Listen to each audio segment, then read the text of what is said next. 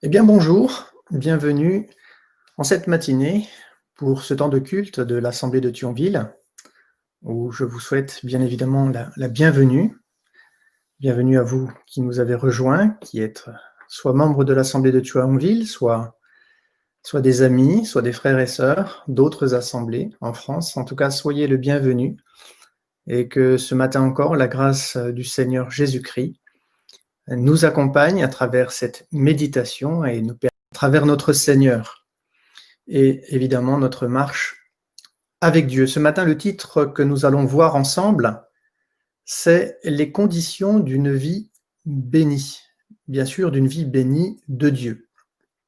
Et pour ce faire, eh bien, nous allons lire un texte dans le livre des Proverbes, chapitre 3, à partir du verset 1er. Alors, il y avait une petite interrogation, une petite question que j'ai posée pendant le temps d'attente et de démarrage de cette retransmission vidéo en direct. C'était quel autre titre on aurait pu donner au livre des Proverbes. Alors peut-être que certains pourraient me dire, et effectivement, c'est un livre qui nous parle de la sagesse, mais je le crois, si on retient l'étymologie du mot proverbe, on aurait pu aussi appeler ce livre le livre des paraboles.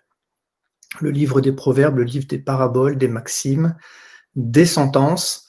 Voilà quel est le titre de ce livre et qui fait référence également, évidemment, aux nombreuses paraboles de Jésus. Et nous allons lire donc ce texte à partir du verset 1er, donc livre des Proverbes, chapitre 3, verset 1er. Il est écrit, « Mon fils, n'oublie pas mes enseignements et que ton cœur garde mes préceptes. » Ensuite, « Car ils prolongeront, que la bonté et la fidélité ne t'abandonnent pas. Lis-les à ton cou, écris-les sur la table de ton cœur. Tu acquerras ainsi de la grâce et une raison saine aux yeux de Dieu et des hommes. Confie-toi en l'Éternel de tout ton cœur et ne t'appuie pas sur ta sagesse. Reconnais-le dans toutes tes voies et il aplanira tes sentiers. Ne sois point sage à tes propres yeux. Crains l'Éternel et détourne-toi du mal. Ce sera la santé pour tes muscles et un rafraîchissement pour tes os. Honore l'Éternel avec tes biens et avec les prémices de tout ton revenu. Alors, tes greniers seront remplis d'abondance et tes cuves regorgeront de mou. Mon fils, ne méprise pas la correction de ses châtiments, car l'Éternel châtie celui qu'il aime, comme un père, l'enfant qu'il chérit. Amen. Voilà le texte que je souhaitais vous faire partager ce matin et qui introduit ce thème, les conditions d'une vie bénie par Dieu. Certains pourraient me dire, mais aujourd'hui nous sommes sous la grâce et pas sous la loi. Alors pourquoi nous parler de ce thème en citant un texte des Proverbes? Tout simplement parce que c'est en Christ que ces vérités que nous avons lues les uns et les autres s'accomplissent en chacun de nous. Et pour ceux qui auront été attentifs à notre lecture, ce matin, il est bien évidemment question ici, dans le texte biblique, de la grâce de Dieu.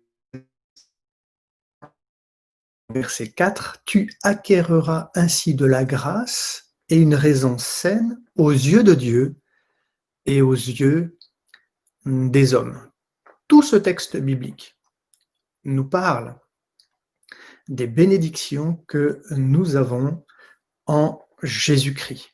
Et c'est vrai que lorsque je parle des conditions d'une vie bénie de Dieu, certains pourraient me dire, mais il n'y a plus de conditions maintenant, puisque en Jésus, tout est gratuit. Et puis, c'est vrai que nous retrouvons l'expression Dieu de grâce. Et donc cela signifie que, automatiquement, évidemment, tout nous est donné en Jésus et nous n'avons pas d'effort à faire, heu, tout nous vient du ciel. Alors malheureusement, cette manière de voir la vie chrétienne repose et une déformation de la grâce. Le fait que dans la Bible, il est écrit que Dieu est un Dieu de grâce, signifie simplement qu'il y a une inclinaison dans le cœur de Dieu à vouloir et agir pour le bien de l'homme, c'est-à-dire en notre faveur.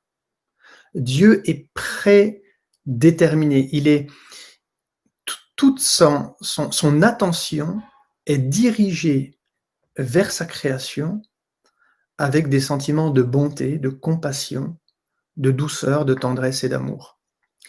Cela signifie que, oui, Dieu est un Dieu de grâce. Mais cela ne signifie pas que tout est gratuit. Bien sûr, ce qui est gratuit, c'est le pardon de nos péchés. Nous n'avons pas du tout à faire des efforts pour être pardonnés de nos péchés. C'est le don de la grâce. Il suffit simplement de confesser nos péchés. On pourrait même dire, alors pardonnez-moi pour ceux que cela choquerait, mais c'est quand même par le mérite de la confession du péché que le pardon nous est acquis. C'est-à-dire qu'une personne qui ne confesse pas ses péchés et qui ne se repent pas, c'est-à-dire s'il n'y a pas de repentance, s'il n'y a pas de conversion, c'est-à-dire une volonté de changer de vie, eh bien, à partir de ce moment-là, pardonnez-moi, mais le pardon ne nous est pas donné. Il y a donc une démarche pour obtenir le pardon, mais évidemment, nous n'avons pas à payer pour l'obtenir. Et c'est vraiment cette notion-là qui est importante. Il n'y a pas besoin de payer le prix pour obtenir le pardon de Dieu parce que c'est Jésus qui a payé le prix pour nous. Et c'est ce que nous allons voir à travers ce texte du livre des Proverbes. Et il y a bien une condition, même si à travers le don de la grâce, c'est-à-dire l'offrande de Jésus, afin que nos péchés soient effacés, eh bien, il n'empêche que pour connaître une vie abondante, bénie, eh bien, nous avons besoin de participer, nous avons besoin de faire des efforts.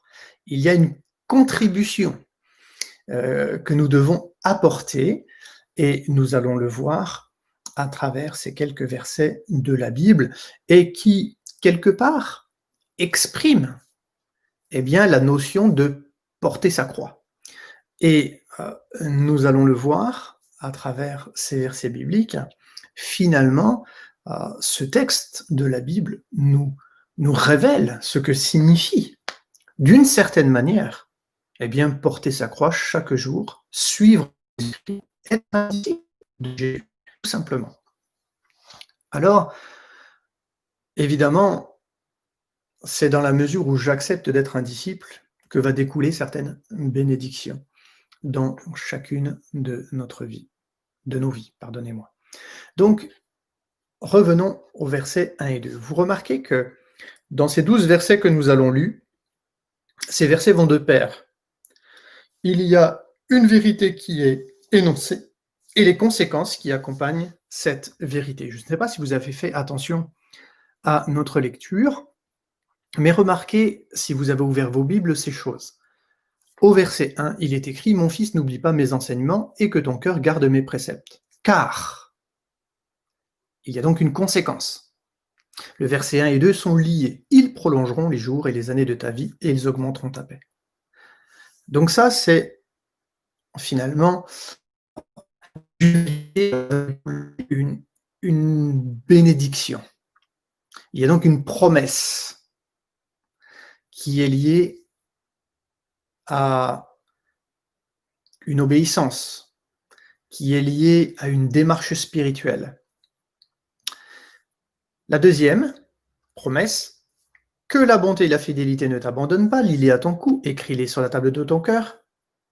Et on pourrait dire, ainsi, tu acquerras de la grâce et une raison saine aux yeux de Dieu et des hommes. Deuxième aspect, des réalités spirituelles pour un disciple, pour un enfant de Dieu. Ensuite, il y a le verset 5 et 6, troisième aspect de la bénédiction. Confie-toi en l'Éternel de tout ton cœur. Il est question de la foi. La foi, c'est une confiance, une ferme assurance. Confie-toi en l'Éternel de tout ton cœur et ne t'appuie pas sur ta sagesse. Reconnais. C'est quoi la conséquence? Il aplanira tes sentiers. Donc on voit que d'une attitude spirituelle, d'une démarche, eh bien, est liée une bénédiction, est conditionnée une bénédiction. Il y a le verset 7 et 8. Ne sois point sage à tes propres yeux, crains l'Éternel et détourne-toi du mal. Ce sera la santé pour tes muscles et un rafraîchissement pour tes os. Et puis, il y a un cinquième aspect, honore l'Éternel avec tes biens et avec les prémices de tout ton revenu. Alors tes greniers seront remplis d'abondance et tes cuves regorgeront de mou. Et puis, il y a un sixième aspect dans le texte que nous avons lu, et si vous allez plus loin, vous découvrirez d'autres aspects encore. Il est question au verset 11 et au verset 12, « Mon fils, ne méprise pas la correction de l'Éternel et ne t'effraie point de ses châtiments, l'enfant qu'il chérit. » Donc, on voit que ce sont des versets qui se conjuguent par deux. Il y a une vérité, une démarche spirituelle, une attitude de cœur, et derrière, une bénédiction qui y découle. Alors, dans le verset 1 et 2, c'est vraiment les deux versets sur lesquels nous allons nous arrêter ce matin. On pourrait continuer, d'ailleurs plusieurs dimanches, parce qu'il y a vraiment de beaux enseignements que nous pouvons tirer de ce texte de la Bible pour nous chaque jour. Il est question de ceci, « Mon fils, n'oublie pas mes enseignements et que ton cœur garde mes préceptes. » Ici, ce texte fait référence directement au verset de la création concernant, bien évidemment, la création de l'homme véritable, c'est-à-dire l'Adam. L'Adam, qui, je le rappelle, signifie celui qui tend à la ressemblance du divin. En effet, Dieu n'a pas donné le nom de Adam à Adam parce qu'il est et il représente la race humaine, pas du tout, ou qu'il a été tiré de la terre, Adama en hébreu, pas du tout, parce que l'homme n'a pas été formé à partir de la terre, mais à partir de la poussière de la terre, ce qui est différent. Comme je l'ai déjà expliqué, la poussière de la terre peut être pénétrée par les rayons du soleil. C'est-à-dire que toute notre vie, elle peut être pénétrée par la vérité de la parole de Dieu. L'esprit, l'âme et le corps, les trois dimensions de l'être humain. Alors que la terre, le sol, ne peut pas. C'est pour cette raison que Dieu nous a pris à partir de la poussière de la terre, afin que sa parole, elle résonne dans tous les aspects de notre être. Et on pourrait se poser la question, c'est étonnant parce que c'est le premier verset du chapitre 3 qui nous ramène finalement aux premières réalités de la vie de l'homme. Puisque l'homme signifie celui qui tend à la ressemblance du divin. Qu'est-ce que la ressemblance?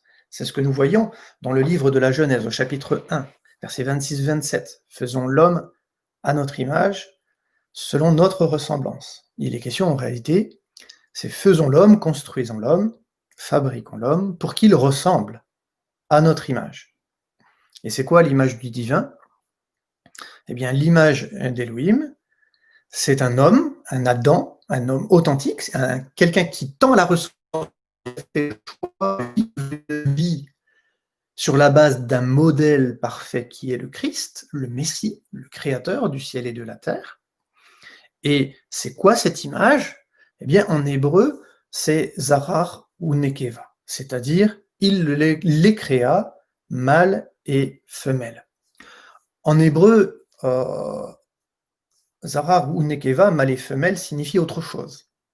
C'est le principe Zarar de se souvenir d'eux, c'est-à-dire c'est la mémoire. Et je rappelle le verset 1, « Mon fils, n'oublie pas mes enseignements ». Il y a donc un lien entre la création de l'homme et ce verset biblique, oublier, Or, l'homme est créé pour un principe de mémoire. C'est-à-dire que l'image de Dieu, c'est un principe de mémoire. Il doit être conscient chaque jour, il doit se souvenir de qui l'a engendré, de qui lui a donné la vie. Et bien évidemment, des conseils que Dieu nous donne. Et puis, Nekeva, en hébreu, c'est le réceptacle, c'est le trou. Et bien sûr, cela fait référence au cœur de l'homme. C'est-à-dire que le cœur de l'homme est comme un vase qui doit être rempli des paroles de Dieu. Et c'est étonnant parce que nous découvrons que dans la langue française, il y a une expression qui est amusante et qui fait référence directement au verset de la création. C'est l'expression « un trou de mémoire ». Et quand quelqu'un a un trou de mémoire, c'est qu'il ne sait plus. Il a perdu la connaissance, il ne sait plus. Et bien évidemment, si on s'appuie sur la vérité de la Bible, ça veut dire qu'un homme qui a un trou de mémoire, littéralement, c'est quelqu'un qui a perdu la mémoire du divin. Et ça veut dire que son cœur n'est plus imprégné de cette parole, parce qu'elle n'est plus au centre de sa vie.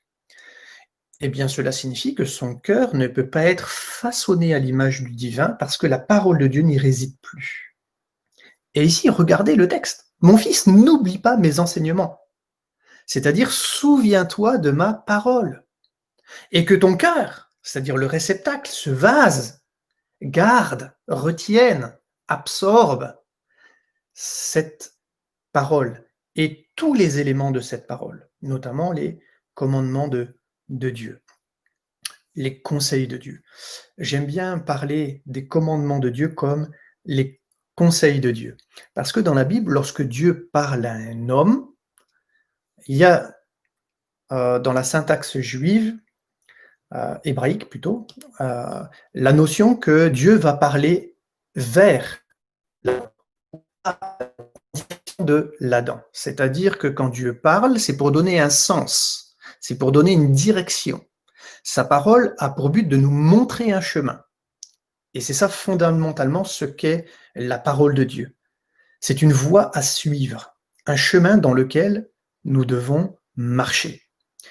Et bien sûr, si nous voulons marcher dans l'empreinte des pas de Jésus, si nous voulons être sur le droit chemin, celui qui nous conduit à la vie éternelle, alors nous devons repasser dans notre cœur, c'est-à-dire nous souvenir simplement de ce que Dieu nous a dit dans sa parole. C'est pour cette raison que, frères et sœurs, un homme spirituel, un authentique homme de l'esprit est un homme qui préalablement obéit à la vérité de la parole de Dieu. Ce n'est pas quelqu'un qui va dire qu'il a reçu telle ou telle inspiration et qui aurait, pardonnez-moi, mais une preuve spirituelle. C'est quelqu'un qui vit sa foi en obéissance à la vérité. Il n'y a pas de plus grande spiritualité qu'un cœur obéissant. Tout le reste, ce n'est que des paroles. Or, le mot parole, dans la Bible, dvar en hébreu, le mot parole, c'est pas important que vous reteniez bien sûr ce qui est en hébreu, c'est pas ça l'essentiel. Mais le mot parole, c'est pas simplement une parole. Dans la langue hébraïque, le mot parole, c'est aussi un acte, une réalisation, une concrétisation. C'est pour cette raison que nous avons dans la Bible ce fameux verset. Il dit et la chose arrive. Elle ordonne et elle existe. Il ordonne et elle existe. Ça veut dire que la parole, elle est créatrice de vie. Elle va agir dans le cœur. Et cette parole, elle a la faculté de façonner notre capacité intellectuelle de comprendre la méthodologie de Dieu pour agir au fond de nos cœurs. Il y a une vérité absolue, c'est que la Bible, lorsque nous la lisons, lorsque nous la proclamons, eh bien, elle agit spirituellement dans nos cœurs pour nous façonner à l'image de Jésus. D'où cette exhortation très très importante. Mon fils, n'oublie pas mes enseignements. Et nous qui sommes les fils et les filles de Dieu, eh bien, nous devons être attentifs à cette exhortation. Et frères et sœurs, comme pour moi-même, il est important chaque jour de revenir vers Dieu, c'est-à-dire de revenir à la parole de Dieu. Et d'avoir cette attitude, que ton cœur garde, d'avoir cette attitude de cœur, d'accepter cette parole dans notre cœur, même si celle-ci nous remet en question, comme il est écrit dans ce texte que nous avons lu ensemble, verset 11 et verset 12. Même si cette parole, parfois, entre en contradiction avec notre raisonnement et nos convictions. Que Dieu nous accorde la grâce, afin que nos convictions soient véritablement fondées sur la foi. Ce que je crois être juste, ce que je crois être vrai, ce que je crois être bon, eh bien que tout ce que je crois soit en osmose et en harmonie avec la vérité. Sinon, cela signifie que je suis dans le péché et non dans la vérité. Mon fils, n'oublie pas mes enseignements, verset 1, et que ton cœur garde mes préceptes. Pourquoi? Eh bien, il y a les conséquences de cette attitude. Ils prolongeront les jours et les années de ta vie et ils augmenteront ta paix. Il y a donc deux promesses associées à une réalité ou à une double réalité. Le fait de se souvenir de sa parole chaque jour, de la repasser sur notre cœur, c'est ça, méditer la parole de Dieu, c'est la repasser sans arrêt sur notre cœur, jour et nuit, parce que, comme nous l'avons lu, que ce livre de la loi ne s'éloigne pas de ta bouche. Alors, c'est dans le livre de Josué, que ce livre de la loi ne s'éloigne pas de ta bouche, Josué 1,8, mais en réalité, c'est pas que ce livre de la loi, c'est que ce livre de l'enseignement de Dieu, parce que bien évidemment, dans la Bible, et d'ailleurs, on le voit dans le texte original, par le mot traduit dans la version Louis II par enseignement ou instruction, dans d'autres Bibles, eh bien, mon fils, c'est n'oublie pas ma Torah. Comme je l'ai déjà exprimé, mais signifie un enseignement, une instruction. Et bien sûr, il s'agit de la parole de Dieu dans sa généralité, car le mot Torah est un terme générique qui parle de l'ensemble de la révélation de la parole de Dieu. Alors, ici, il y a deux bénédictions. Si je n'oublie pas, c'est-à-dire si je retiens, et si je vis ces paroles, parce qu'il est question aussi d'agir selon cette vérité, alors il y a deux promesses extraordinaires. C'est prolonger les jours et les années de notre vie, et ensuite la réalité d'avoir une paix qui grandit. Et ils augmenteront ta paix. Alors, il y a un texte que nous trouvons dans le livre des Proverbes, chapitre 9, verset 11, et qui nous rappelle 3 versets 2. Et nous allons le lire ensemble. Proverbes chapitre 9, verset 11. C'est un texte parallèle au verset 2. Il est écrit « C'est par moi que tes jours se multiplieront ». Donc il est bien question ici d'un verset parallèle. Je rappelle le verset 2. « Ils prolongeront les jours et les années de ta vie ». Proverbe 9, verset 11. « C'est par moi que tes jours se multiplieront et que les années de ta vie augmenteront ». Donc ici, on est vraiment dans la même vérité. Ce texte reprend finalement le livre des Proverbes, chapitre 3, verset 2. Donc, dans ce verset, Proverbe 9, verset 11, pardonnez-moi si je suis un peu lourd, « C'est par moi que tes jours se multiplieront et que les années de ta vie augmenteront ». Dans ce verset, par l'expression « c'est par moi », la Bible met en évidence le lien entre l'enseignement dans le texte original, c'est-à-dire la parole révélée, et la personne de Dieu. Parce qu'il est écrit « c'est par moi », c'est-à-dire c'est en Dieu. C'est dans la parole créatrice que tes jours se multiplieront et que les années de ta vie augmenteront. C'est-à-dire il y a vraiment un lien entre le mot parole et la personne de Dieu. Effectivement, nous retrouvons cette vérité à travers l'accomplissement de cette parole dans la venue, dans ce monde, de la personne du Fils, qui est la parole incarnée de Dieu. La conséquence de se souvenir et de mettre en pratique la parole de Dieu est la promesse de vivre plus longtemps. Ça veut dire que vivre la parole de Dieu, c'est une cure de jouvence. Alors je sais que parfois, parmi nous, certaines personnes vont faire différentes cures. de la santé, ou tout simplement parfois pour se reposer. Et donc avoir des temps de bains de boue, différents bains de massants, etc., dans des eaux tièdes et relaxants. Ici, ce que la Bible nous dit, c'est que sa parole est cette eau relaxante pour notre âme. La Bible est une eau qui va imprégner l'argile de nos cœurs pour vraiment nous permettre de vivre notre vie quotidienne dans sa paix. Pour autant, vous remarquez, la promesse ne concerne pas seulement la durée de notre vie dans le texte biblique. Dans le texte que nous avons lu, je le rappelle, ils prolongeront les jours et les années, vivre plus longtemps. Mais elle s'accompagne aussi d'une qualité de vie. C'est la paix, le shalom. Lorsque nous reprenons le texte biblique, cela fait forcément référence au 4e commandement dans le livre du Deutéronome, par exemple, où il est question d'obéir à ses parents, d'honorer ses parents, afin que le jour de nos années soit augmenté. Donc il y a vraiment un lien entre obéir à son père, à sa mère, et obéir à Dieu. Il y a un lien de filiation. Et nous aussi, par la foi en Jésus, nous avons été affiliés au Père, puisque nous avons été adoptés. Nous étions autrefois des étrangers, des gens du dehors, mais par l'œuvre de la croix, eh bien, nous savons que cette œuvre, c'est aussi une œuvre d'adoption. Et donc, si nous étions étrangers, que nous n'avions pas droit de cité en Israël, eh bien, aujourd'hui, nous sommes devenus par la foi fils et filles du Dieu vivant, greffés sur l'olivier franc d'Israël.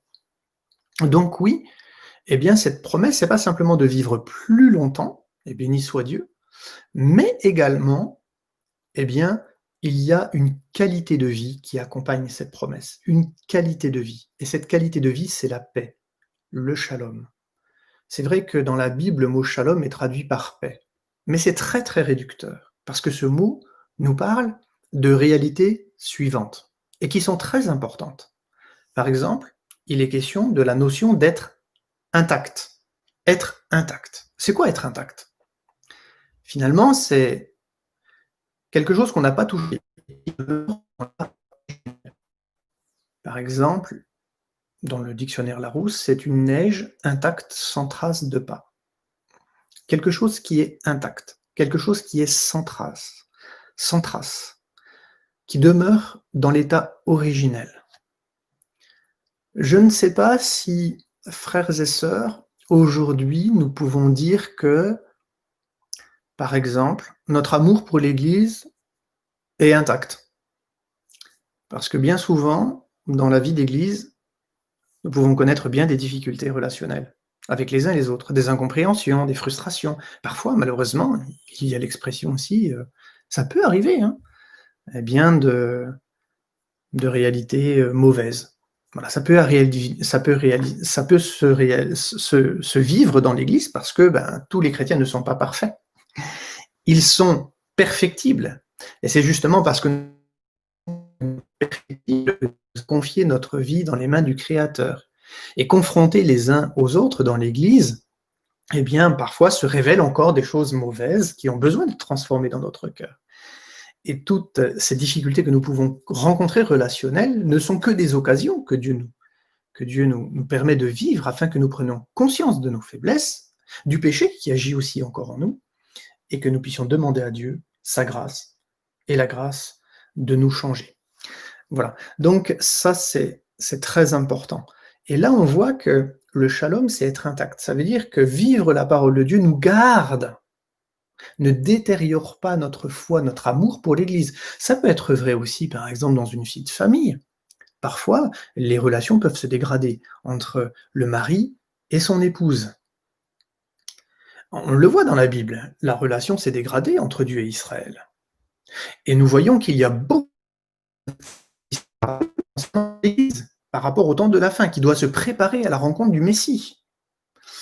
comme une épouse qui s'est préparée, pure, sans ride ni tache.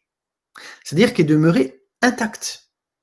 Une église qui est intacte, ça veut dire qui ne s'est pas laissée influencer, dominer par le monde, par le mal, et qui est demeurée nette, propre.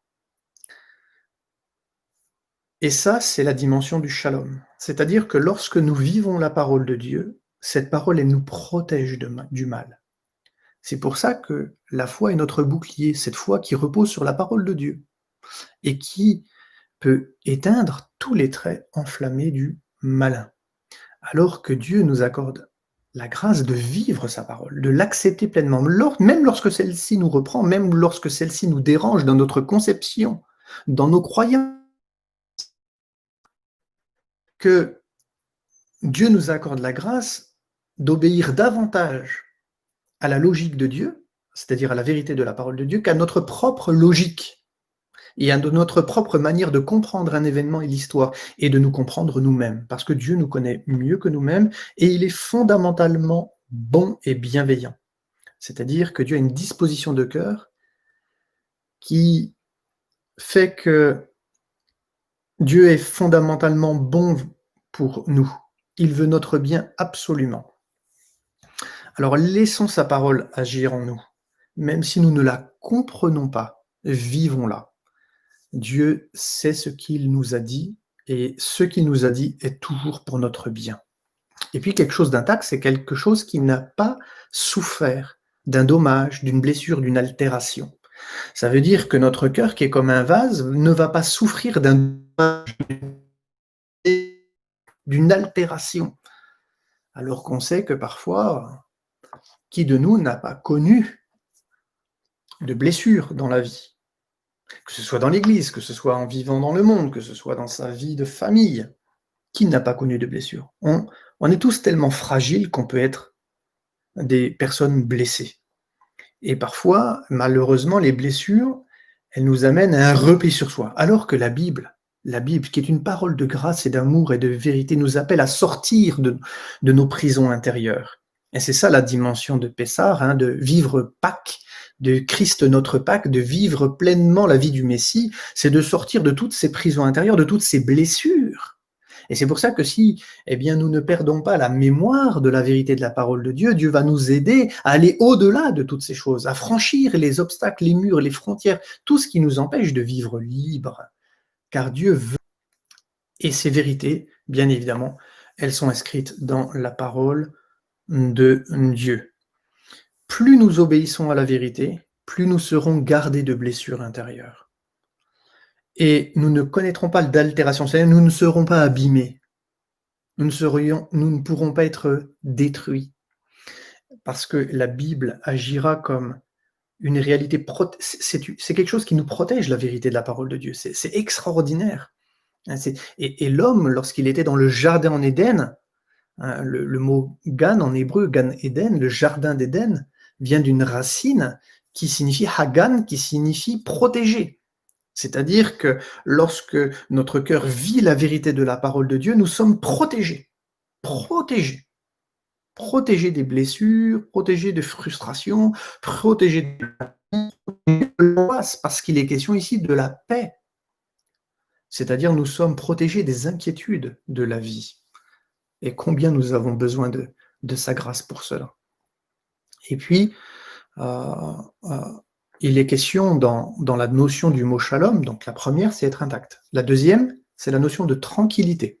Alors, je ne vais pas tous les aborder ce matin, mais la tranquillité, la paix, puisque le mot shalom est traduit par le mot paix. La tranquillité, ça nous parle aussi du bien-être intérieur, vivre bien, être bien.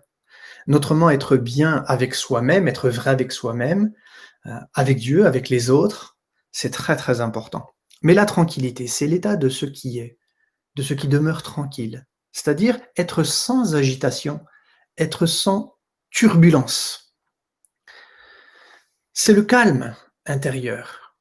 Et cela me fait penser de l'évangile de Luc, chapitre 10, verset 38. On peut lire ce texte si vous avez vos Bibles à côté de vous. Luc, chapitre 10, verset 38.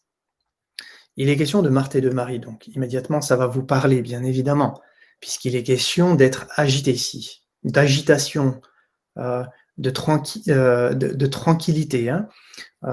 Donc, je relis le texte, Proverbe 2, « Ils prolongeront les jours et les années de ta vie et ils augmenteront ta paix, ta tranquillité. » C'est-à-dire, tu ne seras pas agité, tu ne seras pas inquiet. Regardons ce qui est écrit, Luc chapitre 10, verset 38. « Comme Jésus était en chemin avec ses disciples, il entra dans un village et une femme nommée Marthe le reçut dans sa maison. Elle avait une sœur nommée Marie, qui s'étant assise aux pieds du Seigneur, écoutait sa parole. Elle écoutait sa parole.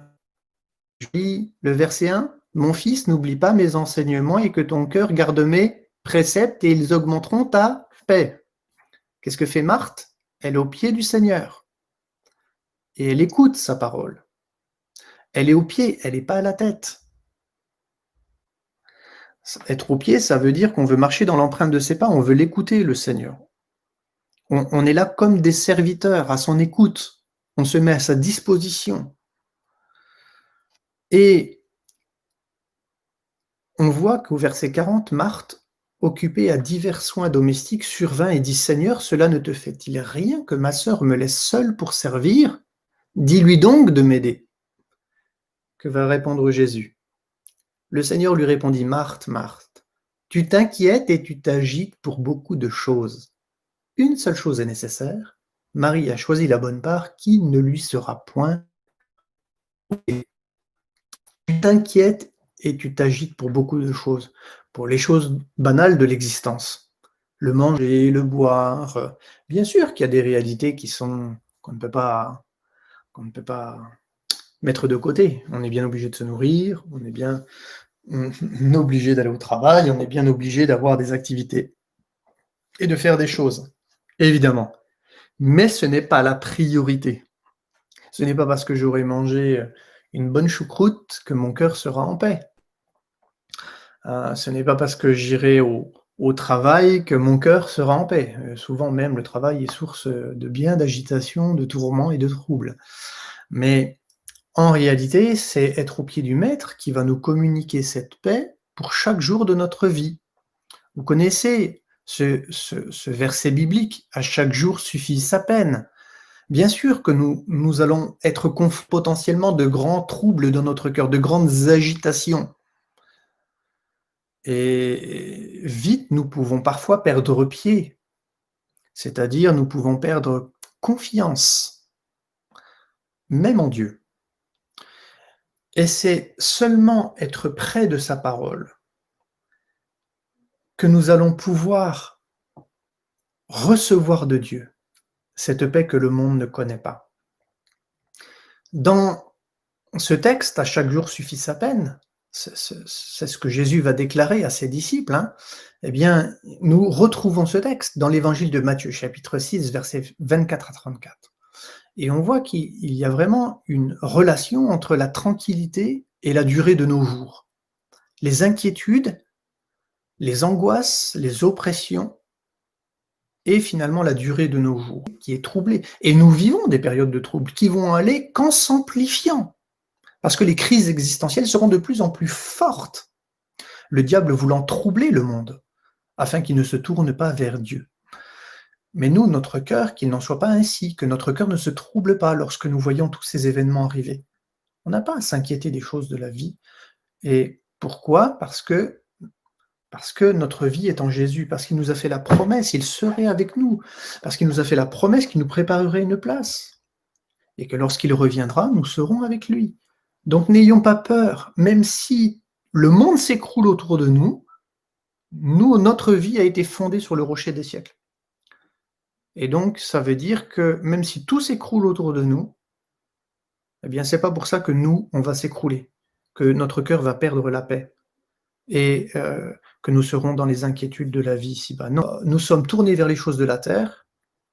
Plus mes intérêts personnels sont d'abord dans l'accomplissement de ma réussite professionnelle, sociale, etc., etc. Et malheureusement, plus je vais m'éloigner de Dieu. Et on ne peut pas servir Dieu et le monde. C'est impossible, on ne peut pas servir Dieu et Mammon. Nul ne peut servir de maître.